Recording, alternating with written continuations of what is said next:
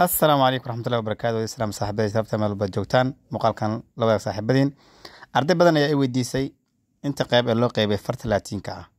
anigoo ay ku duulayaan soo bandhigay qaybtan koowaad hadda idin muuqato waxaa loo yaqaanaa farta furfurka ah ama trace ayaa loo yaqaanaa English ahaan waa farta normalka ah caadi sida badan hadda aan qorno way noocyo badan yihiin noocan kale ee labaad isna waxaa loo yaqaanaa italic waa noocaad qurux badan oo faraha mid ugu qurux badan weeyaan sababtoo waxay leedahay jiif oo aad u cajiibsan xaraf kasta oo madaxleeya ama korta waa la jiifinaya xarfaha lagu leeyahay xogaa waa la qurxinaya lugtooda aad loo bixinaya tiidoo kale way gaaban tahay iyadana waxaa loo yaqaan fartan italic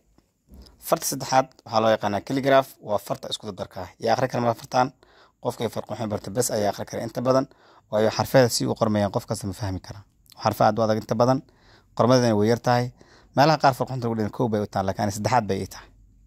waxaa loo yaqaanaa calligraph ama isku dardar noocan afraad waxaa loo yaqaanaa lowercase inta badan bugaagta iyo kombiyuutarada ayaa qoraan isticmaalkeedu ma badno sidaas ayaa loo qoraa HIJ si idinka muuqato inta badan waa far aad u qurux badan runtii laakiin isticmaalkeeda ayaa yar meelaha kombiyuutarada iyo telefoonada iyo waxyaabaha noocaas isticmaalaan iyo tiirsiyaasha intaas uma barbataan inta badan noocan shanaad isna waxaa loo yaqaanaa humanity waa nooca asalka ah ee bugaagta caadi ay qoraan fag iyo astaamo iyo midna ma lahan iyadu waa caadi aad bayna u qurux badan tahay runtii